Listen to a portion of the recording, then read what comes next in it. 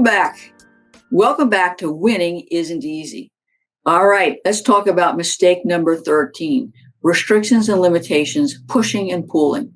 Now, I really think that this is a bit of a dumb question. And when I get that in the course of a field statement, I'm thinking they must have surveillance on my client. You're going to be asked questions on the activity of daily living form about your ability to push and pull, and you might be asked to give examples. And you'll maybe be asked if pushing and pulling increases your pain level and how it increases your pain level.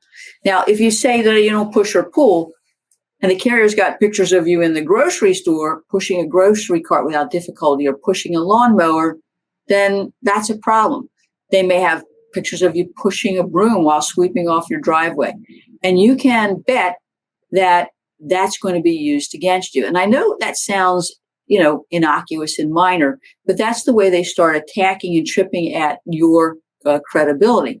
Now, if your statement is taken, you want to be able to explain that you have good days and bad days, and that you attempt to work within or do activity within the restrictions and limitations assigned by your doctor, but that there are days that you can do more and days that you can do less. That's sort of a way to get around some of these broad questions about things like pushing and pulling and bending and stooping. How about mistake number 14, concentration? Now, I know that it's a pain to fill out these activity of daily living forms, and they seem to come on a weekly basis. But one of the trap questions are problems with concentration. So the issue is, do you have problems with concentration because of your pain, because of the nature of your medical condition, or the side effects of medication?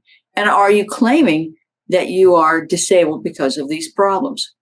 Many jobs or occupations require a high level of concentration, and you may not be able to do your activities, particularly those requiring mental activities, repetitive activities, or cognitive things, if you're having problems with concentration.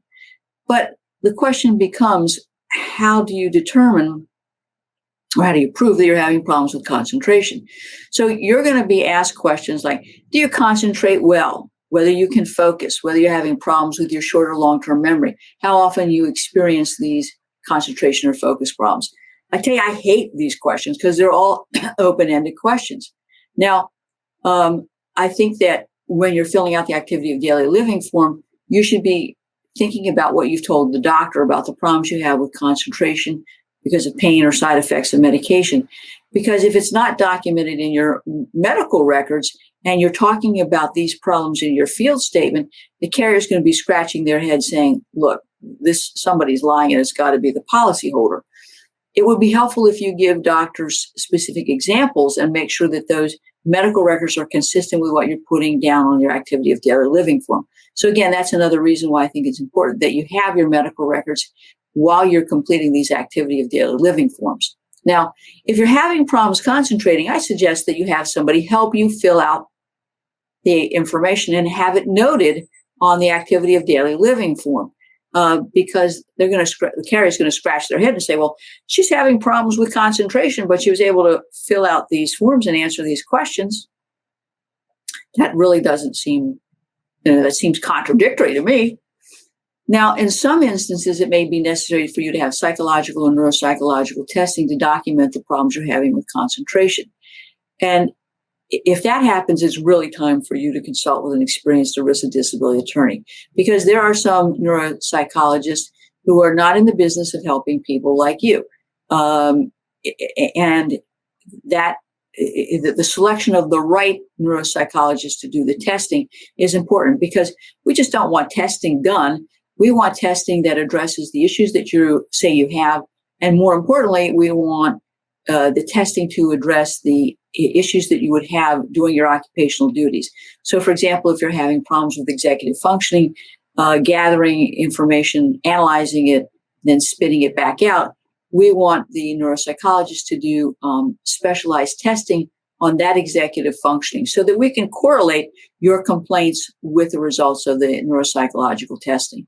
Now, again, that will play also ultimately into the question of the vocational evidence, because we want to be able to establish, excuse me, that there's a causal relationship between your concentration problems and your inability to do the material and substantial duties of your occupation or any other occupation involving concentration.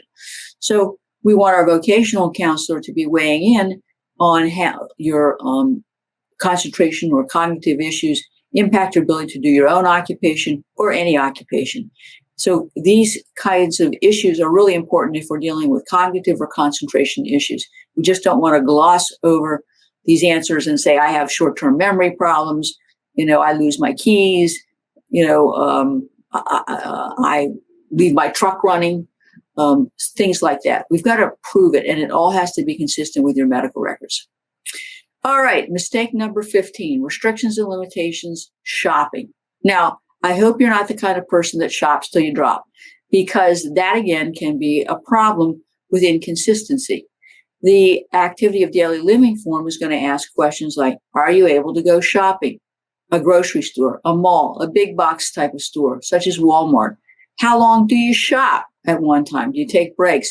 How long are your breaks? Do you visit more than one store in a single shopping trip? Do you have to break up your shopping trip into multiple short errands? Now, look, there's no absolute answers here. You probably have good days and bad days, and what you can do depends on your pain level, the side effects of medication, or what you did the day before. And again, these are open-ended questions. Now, you might go shopping, but you might hang on to the shopping cart, or you actually may use an electric cart in the grocery store. You may have to stop and sit down. You may have to break up your trip. You may have to just run in and do something on your grocery list, like running in and getting milk, but ignore everything else on your list. On a good day, you may be able to visit more than one store, but then you pay for it with increased pain the next day.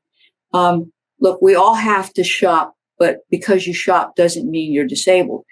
The problem that we have is if you're not telling the truth about what you're doing and they've got surveillance on you, that can be a problem. If you say, look, I can only go to one shop a day and they've got you running from Publix to Walgreens to Home Depot to your child's school, all in one day, that is not really consistent with what you've put on your activity of daily living forms. It may not even be consistent with what you've told your doctor.